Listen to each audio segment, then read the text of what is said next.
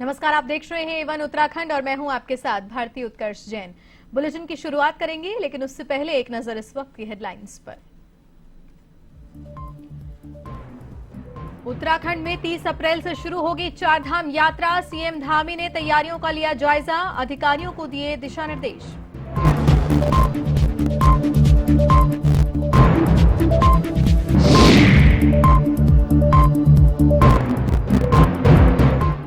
भीषण गर्मी से पहले अलर्ट हुई धामी सरकार। सीएम धामी ने दिए निर्देश, पेयजल सप्लाई, जल बचाव अभियान और वनाग्नि को लेकर जारी किए निर्देश।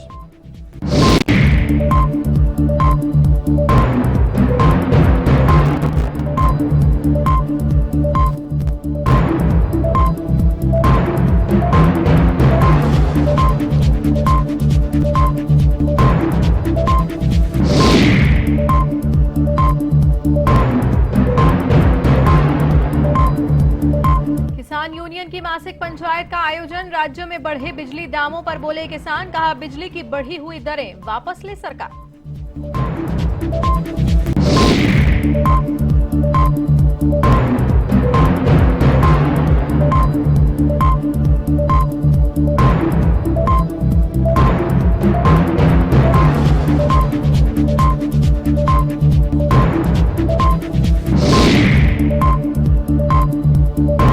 उत्तराखंड पुलिस अवैध नशे के खिलाफ बड़ी कामयाबी हासिल कर चुकी है। पुलिस को मुखबिर खास की सूचना के आधार पर कार्रवाई करते हुए एसटीएफ और पुलिस की टीम ने एक कैंटर से 434 किलोग्राम से ज्यादा गांजा के साथ एक तस्कर को भी गिरफ्तार किया। पुलिस ने आरोपियों के खिलाफ विभिन्न धाराओं में मुकदमा दर्ज कर न्यायालय में पेश किया है। माननीय मुख्यमंत्री जी के निर्देशन में ये ड्रग फ्री देवभूमि जो अभियान चल रहा है पुलिस हेडक्वार्टर्स द्वारा, इसके तहत लगातार हमारी एएनटीएफ एसटीएफ भी कार्रवाई कर रही है। और इसी में जो देहरादून में जो हमारी एसटीएफ यूनिट है और कुमाऊं में एसटीएफ यूनिट है, और इसमें उधम सिंह नगर पुलिस के साथ सहयोग के साथ एक ये रिकवरी हुई है, और ये अब तक की सबसे बड़ी रिकवरी है उत्तराखंड की। इसमें 434 किलोग्राम गांजा रिकवर किया गया है एक ट्रक में, और उसमें अलग अलग कैबिन्स कंपार्टमेंट्स बना के इसको कंसील किया गया था। और इसमें एक राजू अली पुत्र रहमत अली लखीमपुर खीरी का एक व्यक्ति अरेस्ट हुआ है। इससे अभी भी हमारी पूछताछ चल रही है। और जहाँ पे ये आगे ये डिलीवर करने जा रहा था एक सुरेंद्र गुप्ता नाम के व्यक्ति को, उसको भी इसके में। पहाड़ों की रानी मसूरी में पर्यटन सीजन शुरू हो चुका है और आने वाले वीकेंड पर पर्यटकों की संख्या में काफी बढ़त की संभावना है। इसी के मद्देनजर आज मसूरी कोतवाली में सीईओ मनोज जसवाल ने स्थानीय नागरिकों, व्यापारियों, टैक्सी चालकों आदि के साथ एक अहम बैठक की, जिसमें आगामी पर्यटन सीजन में पर्यटकों की सुविधा के मद्देनजर कई अहम फैसले लिए गए।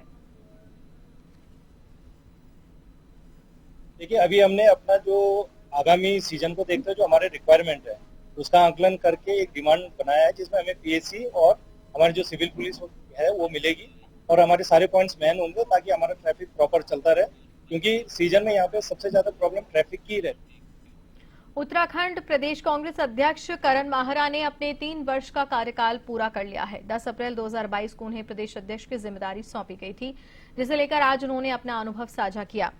माहरा ने कहा कि इस कार्यकाल के दौरान कुछ मीठे अनुभव मिले और कई सारी चीजें सीखने को मिली। आइए आपको सुनाते हैं क्या कुछ उन्होंने कहा। आज की डेट में जब 2022 में हम चुनाव जीते हैं तो लगभग 4 विधायक पर्वतीय क्षेत्र से हैं, बाकी सब मैदानी क्षेत्रों से हैं, 8 विधायक। तो पर्वतीय क्षेत्रों में क्या करें इस बात को लेकर मंथन चिंतन पार्टी के अंदर चल रहा था, और लगातार प्रयास करने के बाद निकाय जब चुनाव आया, आपने देखा होगा चंपावत, टिहरी और पौड़ी को अगर हम छोड़ दें तो पर्वतीय क्षेत्र के सारे जिले बहुत मजबूती से कांग्रेस जीती है। तो एक हिसाब से कांग्रेस का आज वर्कर जो है पूरी तरीके से लड़ने भिड़ने को तैयार है। और ये उत्तराखंड में मौसम में आए बदलाव से अप्रैल में ठंड लौट आई है। बारिश और ओलावृष्टि से राज्य भर में तापमान में गिरावट दर्ज की गई। पहाड़ों में ओलावृष्टि से जगह जगह नुकसान की खबरें भी सामने आई। देर शाम रुद्रप्रयाग, उत्तरकाशी, देहरादून, बागेश्वर और चमोली में भारी बारिश हुई, तो वहीं ओलावृष्टि से फसलों को भी नुकसान हुआ। भारी बारिश और ओलावृष्टि से जगह जगह खेतों में पानी भरने से गेहूं, आलू के साथ साथ सेब की फसल को भी भारी नुकसान हुआ है।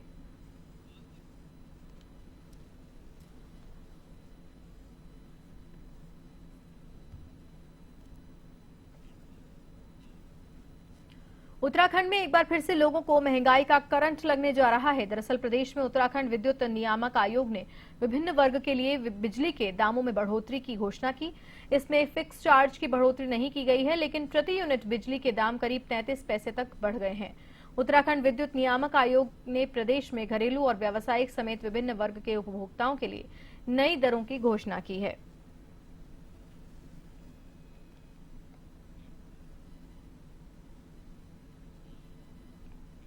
30 अप्रैल से उत्तराखंड में चारधाम यात्रा शुरू होने जा रही है, जिसे सुरक्षित और सुव्यवस्थित बनाने के लिए सरकार तैयारियों में जुटी है। इसे लेकर कैबिनेट मंत्री और जनपद रुद्रप्रयाग के प्रभारी मंत्री सौरभ बहुगुणा ने कहा कि मुख्यमंत्री ने चारधाम को लेकर देहरादून में बैठक की थी। वहीं मैंने भी केदारनाथ यात्रा को लेकर एक बैठक की है, जिसमें सभी व्यवस्थाओं को लेकर चर्चा की गई है।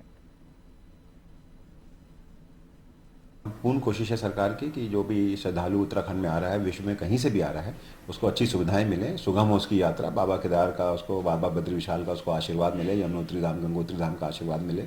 और माननीय मुख्यमंत्री जी ने 10 तारीख को एक समीक्षा बैठक ली थी और देहरादून में, और 10 तारीख को ओखीमठ में मैंने भी एक समीक्षा बैठक ली थी चारधाम यात्रा की, जिसमें हमने सारे स्टेक होल्डर्स को बुलाया था। हमारी पूरी कोशिश रहेगी कि जो श्रद्धालु आए उनके लिए यात्रा सुगम भी हो, सुरक्षित भी हो। देखिए, सुरक्षा भी बहुत बड़ी एक जिला शिक्षा व प्रशिक्षण संस्थान रतूड़ा में स्वयं सहायता समूहों की महिलाओं को 3 लाख रुपए के चेक वितरित किए गए। कार्यक्रम में बतौर मुख्य अतिथि कैबिनेट मंत्री डॉक्टर धन सिंह रावत ने कहा कि प्रदेश सरकार महिलाओं को आत्मनिर्भर बनाने के लिए निरंतर प्रयासरत है। महिलाओं को समूहों से जोड़कर उन्हें ब्याज रहित ऋण प्रदान किए जा रहे हैं, जिससे वे स्वरोजगार अपनाकर आत्मनिर्भर बन रही हैं।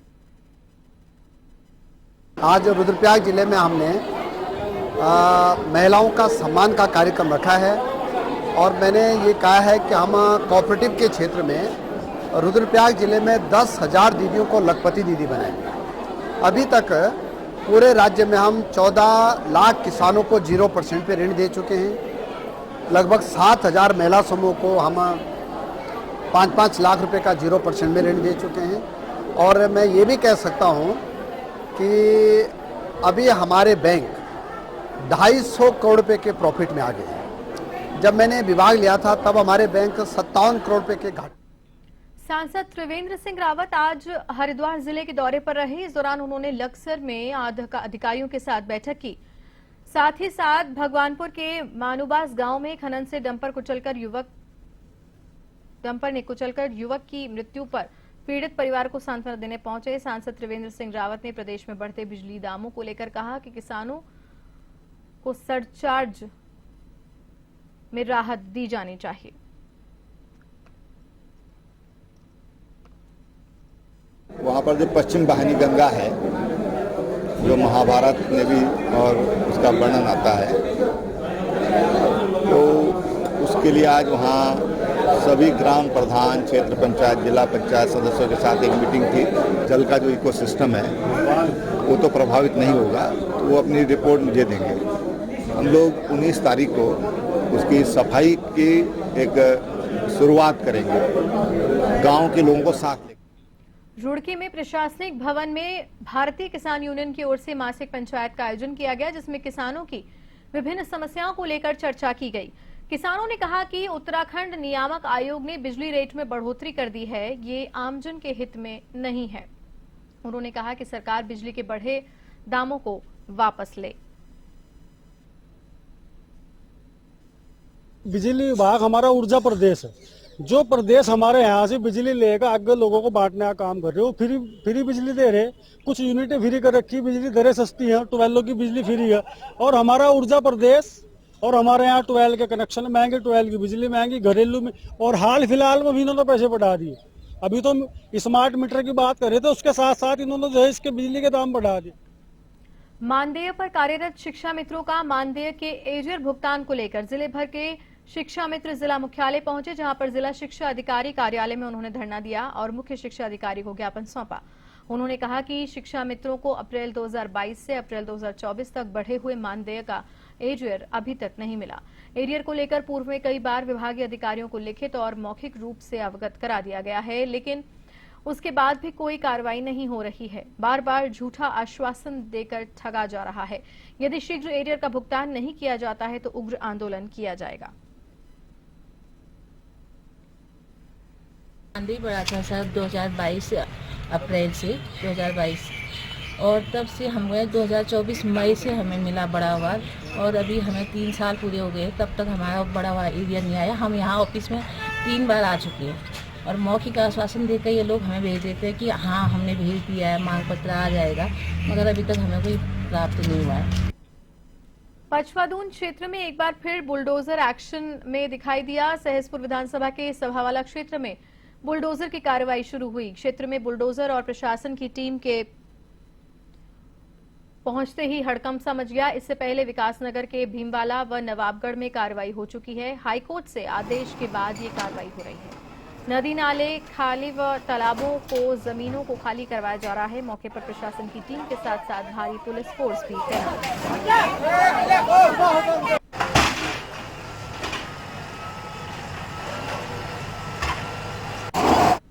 चारधाम यात्रा पर आने वाले श्रद्धालुओं की सुविधाओं को देखने के लिए अपर पर्यटन सचिव अभिषेक रोहिल्ला ऋषिकेश पहुंचे। उन्होंने यात्रा पंजीकरण कार्यालय परिसर का विभागीय अधिकारियों के साथ निरीक्षण किया। इस दौरान उन्होंने ऑफलाइन पंजीकरण काउंटर की व्यवस्थाओं को बारीकी से देखा। अपर पर्यटन सचिव अभिषेक रोहिल्ला ने बताया कि चारधाम यात्रा पर आने वाले श्रद्धालुओं को ऑफलाइन पंजीकरण कराने में इस बार दिक्कतों का सामना नहीं करना पड़ेगा।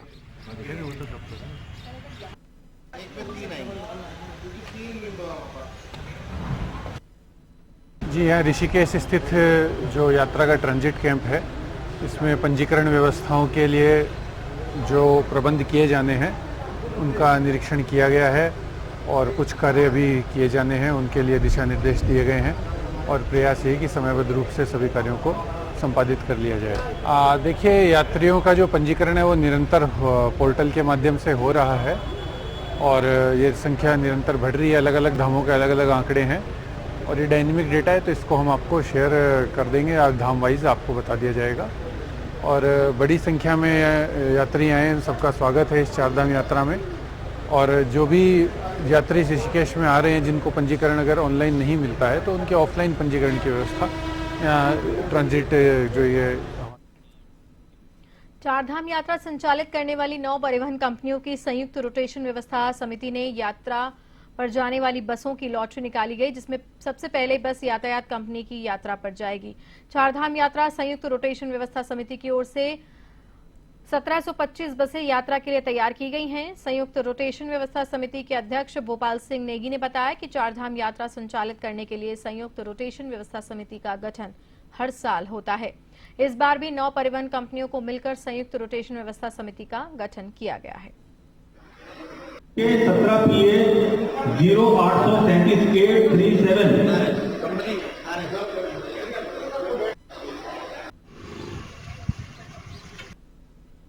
2025 को हमारे यहाँ पे संयुक्त रोटेशन यात्रा व्यवस्था की जो लॉटरी निकाली गई और उसमें सर्वप्रथम जो है यातायात कंपनी की गाड़ी जो निकली है, पहले नंबर पे निकली है और टोटल बसों की फ्रीक्वेंसी यात्रा जो हमें डालनी है उसमें घड़े में वो 1725 है। इसके अतिरिक्त ये तो आगे हमारे 60% में 40% बसें हमारी अलग लोकल के लिए रहती हैं और भीड़ यात्रा की भीड़ पड़ी तो हम कुछ % उसमें से लेस करके यात्रा का संचालन करते हैं। और इसी के साथ इस बुलेटिन में फिलहाल के लिए इतना ही। देश और दुनिया की तमाम बड़ी खबरों के लिए आप देखते रहिए A1 TV। नमस्कार।